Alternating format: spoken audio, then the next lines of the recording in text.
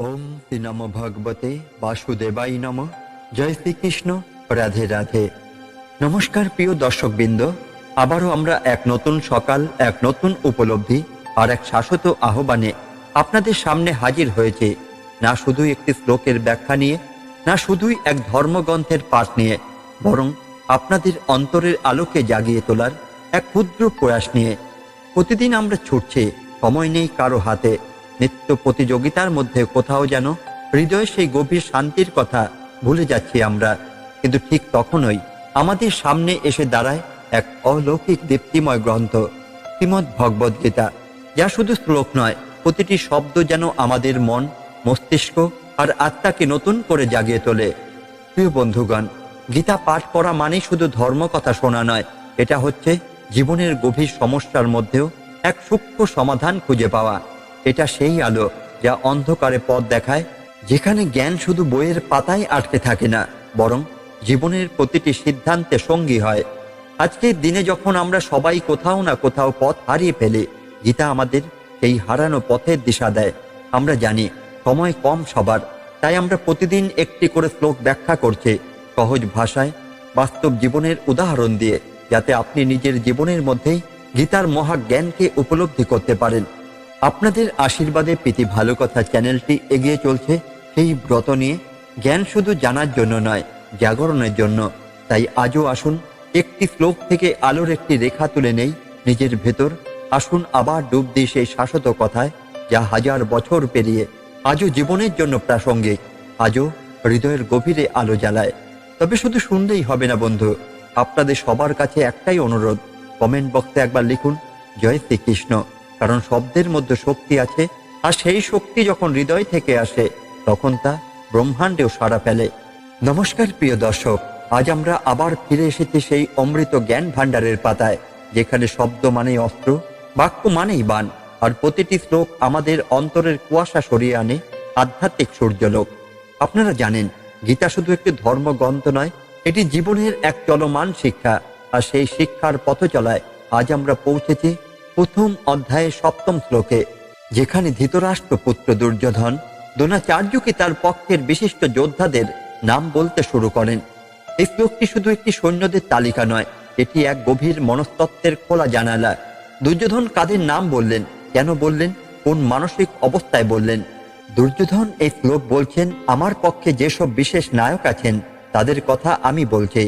এখানে বিশিষ্ট শব্দটি গুরুত্বপূর্ণ, কারণ দুর্যোধন জানতেন তার পক্ষে যারা রয়েছেন তাদের অনেকেই শুধু রাজার অনুগ্রহে নয়, সত্যিকারের অর্থে নায়ক।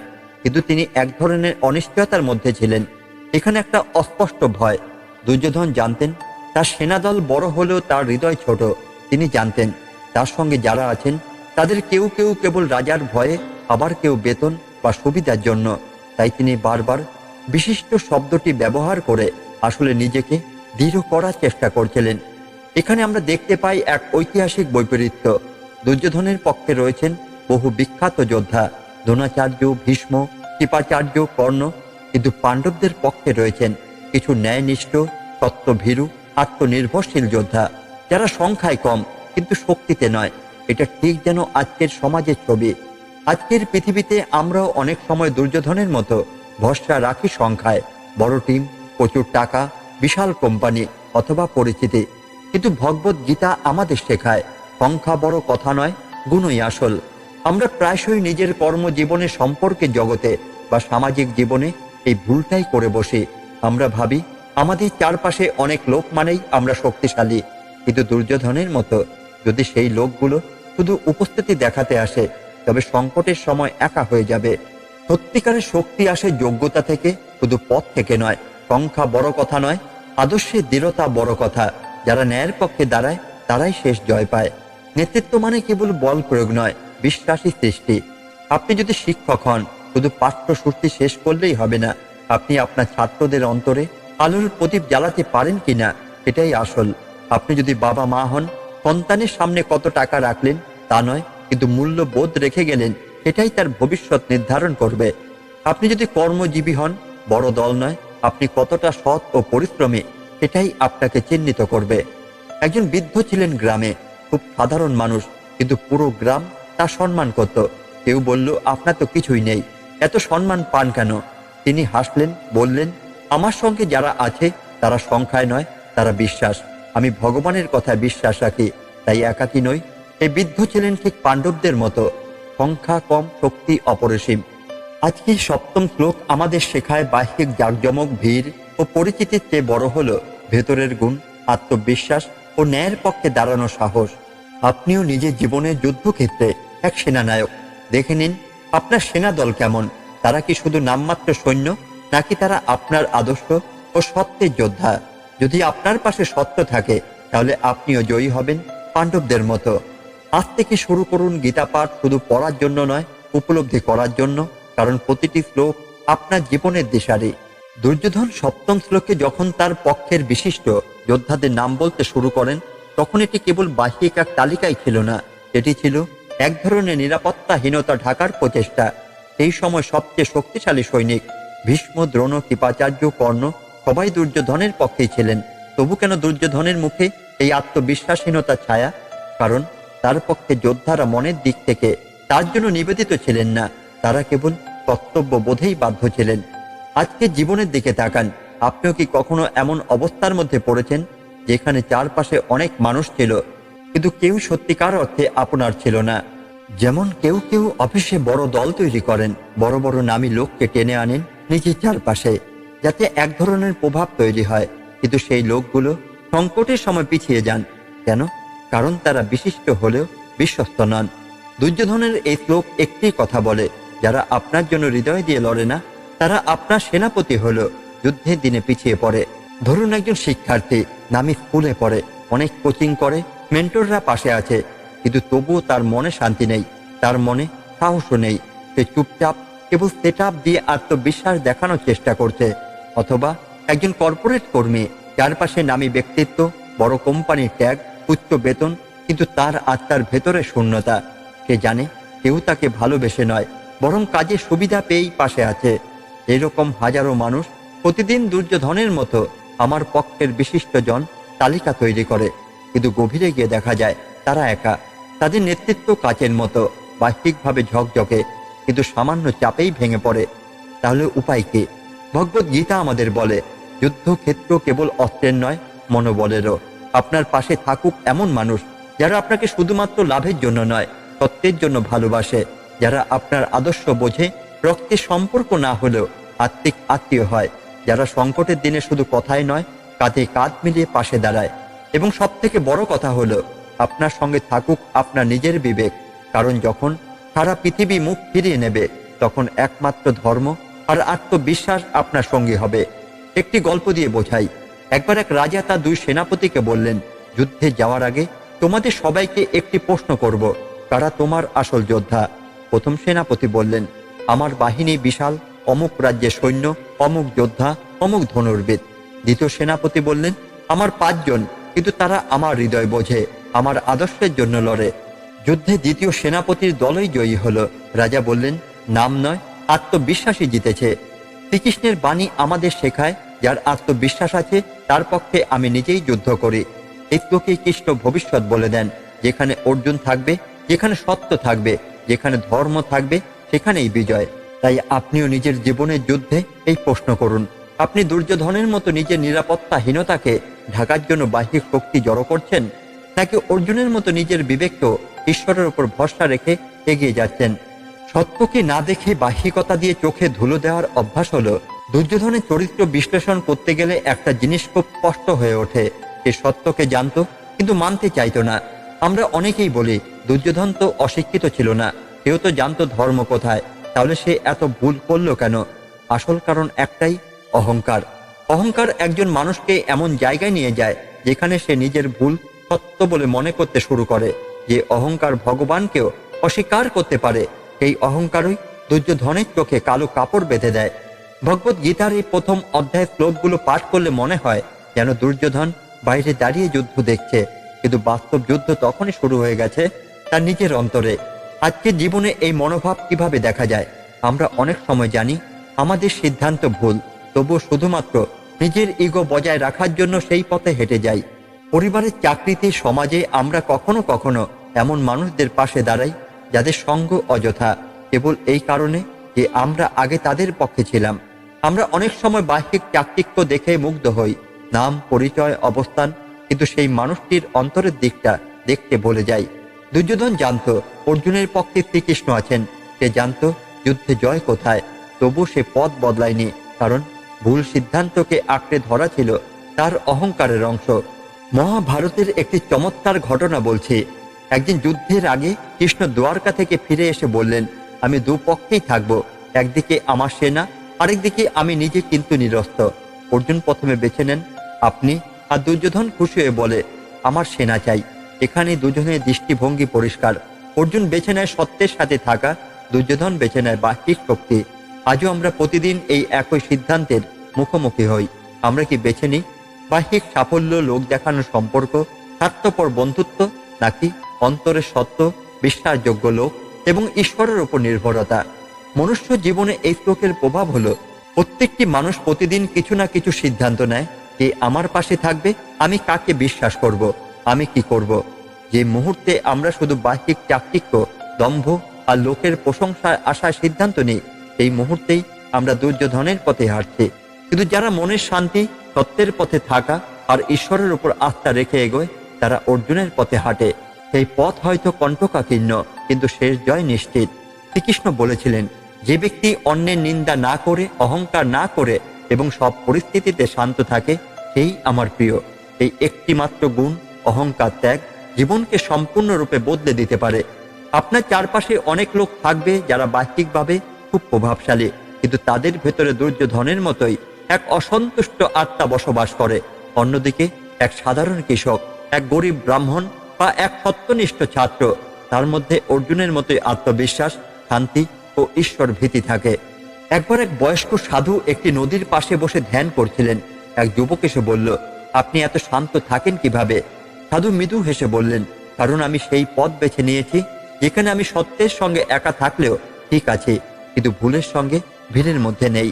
এটাই অর্জুনের শিক্ষা, এটাই গীতার শিক্ষা, এটাই প্রথম অধ্যায়ের প্রতিটি শ্লোকের অন্তর্নিহিত বার্তা। আমরা নিজের মধ্যে যদি দুর্যোধনের অহংকার দেখি, তবে এখনের সময় পরিবর্তনের। নিজের জীবনের যুদ্ধক্ষেত্রে আপনাকে ঠিক করতে হবে, আপনি ভীষ্ম, দ্রোণ, কর্ণ এই বিশিষ্ট জনদের পাশে দাঁড়িয়ে দুর্যোধন হবেন, নাকি শ্রীকৃষ্ণকে বেছে নিয়ে অর্জুনের মতো সত্য ও আত্মবিশ্বাসের পথে হাঁটবেন। আপনার উত্তরই আপনার ভাগ্য নির্ধারণ করবে। अस्माकं तु विशिष्टात् तान्निबोधद्विजत्वं नायक मम सैन्यस्य संगार्थतान ব্রবীমিতে। হে দ্বিজোত্তম, এবার আমার পক্ষে যারা বিশেষভাবে বিশিষ্ট তাদের তুমি জানো, আমার সেনাবাহিনীর প্রধান নেতাদের তুমি জানো, আমি এখন তাদের তোমাকেই বলছি।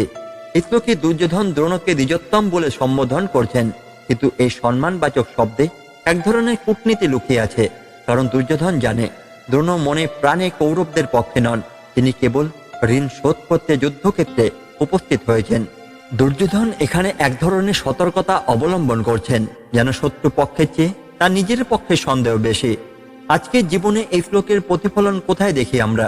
যখন আমরা নিজেদের লোকদের নিয়ে সন্দেহ ভুগি, যখন বিশ্বাস আর রাজনৈতিক কৌশলের মাঝে পার্থক্য করতে পারি না, যখন আমরা বাহ্যিকভাবে কারো ওপর বিশ্বাস রাখি কিন্তু ভেতরে ভেতরে জানি সে ঠিক আমার নয়। দুর্যোধনের এই চিন্তা, আমার সেনায় যারা বিশিষ্ট তাদের নাম আমি নিজেই বলে দিচ্ছি, এই কথার মধ্যেই তার আত্মবিশ্বাসহীনতা ও নেতৃত্বের দুর্বলতা ফুটে ওঠে। মহাভারতের একটি শক্তিশালী ঘটনা এই ব্যাখ্যাকে সমর্থন করে। মহাভারতের এক অজানা অধ্যায়ে বলা হয়, একদিন দুর্যোধন, কর্ণ এবং শকুনি মিলিত হয়ে দ্রোণাচার্যকে নিয়ে গোপনে আলোচনা করে। তারা সন্দেহ করছিল, যদি যুদ্ধে দ্রোণ পাণ্ডবদের দিকে ঝুঁকে পড়েন তাহলে কি হবে। এমনকি শকুনি একবার বলেছিল, দ্রোণ ভেতর থেকে কৌরবদের নয়, তিনি শুধু নিজের প্রতিশ্রুতির কারণে আমাদের সাথে। এই কথার মধ্যে দুর্যোধনের ভয় স্পষ্ট হয়। তার সেনার বিশিষ্ট ব্যক্তিদের নিয়েও তার মনে রয়েছে দ্বিধা। এখানে প্রশ্ন জাগে, নেতৃত্ব মানে কি? একজন প্রকৃত নেতা কাকে বলে? যার পেছনে সৈন্য দাঁড়িয়ে থাকে বিশ্বাসে, ভয়ে নয়।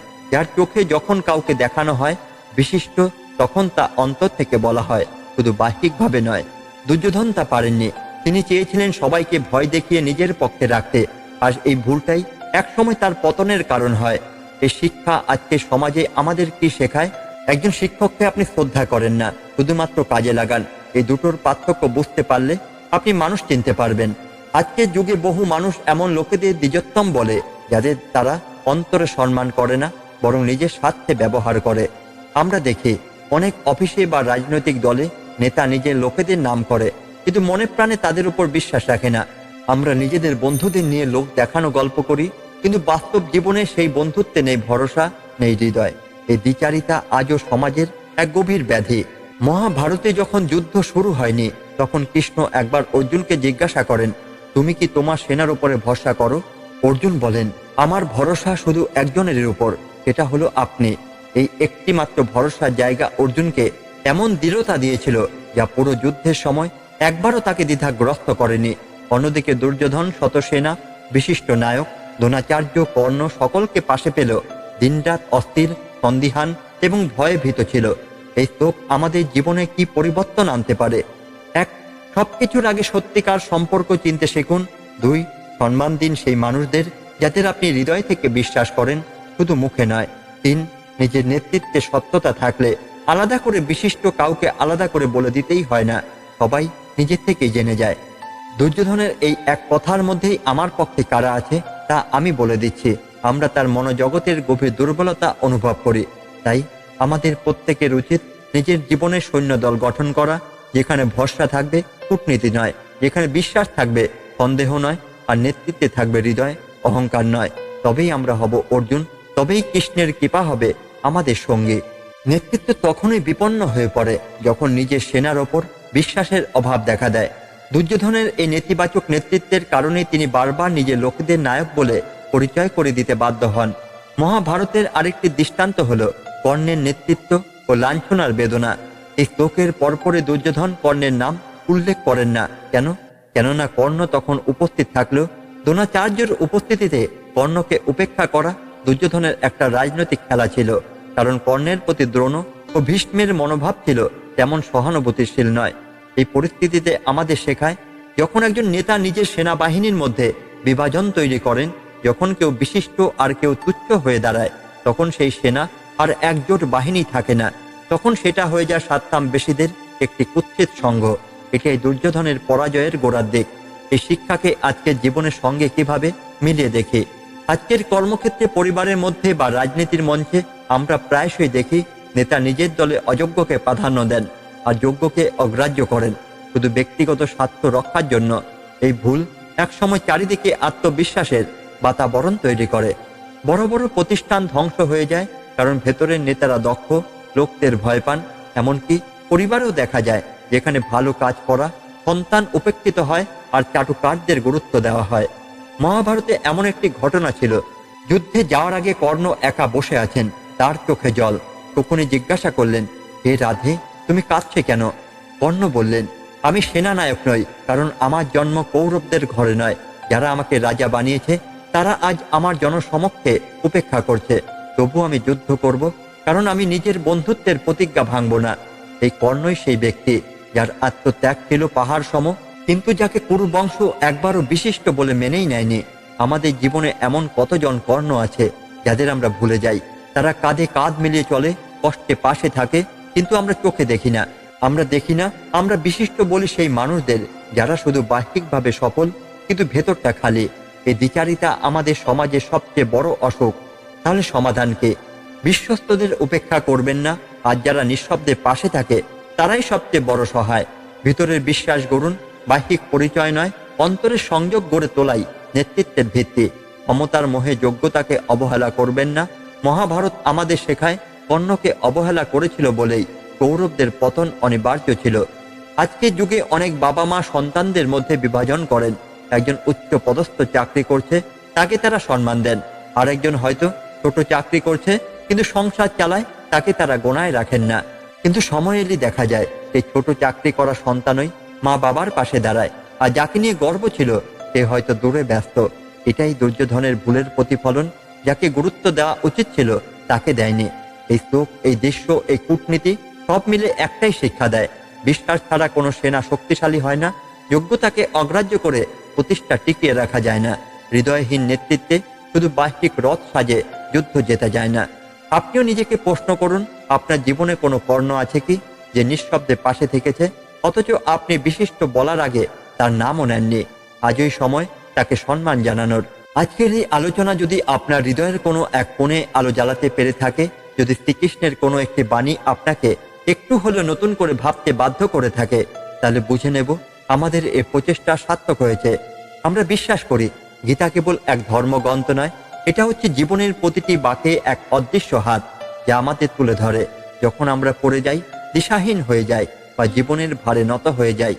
আজ যে শ্লোক নিয়ে আলোচনা করলাম, এটি শুধু ধৃতরাষ্ট্রের প্রশ্ন বা দুর্যোধনের তালিকা নয়, বরং এটি আমাদের শেখায় যে কোনো সংকটের মুখে কাকে গুরুত্ব দেব, কাকে নিজের পক্ষে দাঁড় করাবো, এবং সবচেয়ে বড় কথা, আমার চারপাশের মানুষগুলো কেমন, তাদের মনোভাব কেমন, তা কতটা গুরুত্বপূর্ণ। ভগবানের বাণী শুধু শ্রবণ করলেই হবে না, তাকে হৃদয়ে ধারণ করতে হবে, তবেই জীবন সত্যিই বদলাতে শুরু করবে। আপনাদের সকলের কাছে আবারও বিনম্র অনুরোধ, কমেন্ট বক্সে লিখুন জয় শ্রীকৃষ্ণ। এটাই হবে আমাদের এই পবিত্র যাত্রার এক উপস্থিতি। আর হ্যাঁ, ভুলে যাবেন না, আগামী পর্বে আমরা আসছি গীতার পরবর্তী শ্লোক নিয়ে, আরো গভীর উপলব্ধি, আরো বাস্তব উদাহরণ, আরো কিছু অনন্য মহাভারতের গল্প নিয়ে, যা আজকের জীবনের প্রতিটি কোণে সত্যি হয়ে দেখা যায়। ততক্ষণ পর্যন্ত নিজেকে ভালোবাসুন, ভগবানের উপর বিশ্বাস রাখুন, আর প্রতিদিন অন্তত একবার গীতার একটি শ্লোক মনে করে দিন শুরু করুন।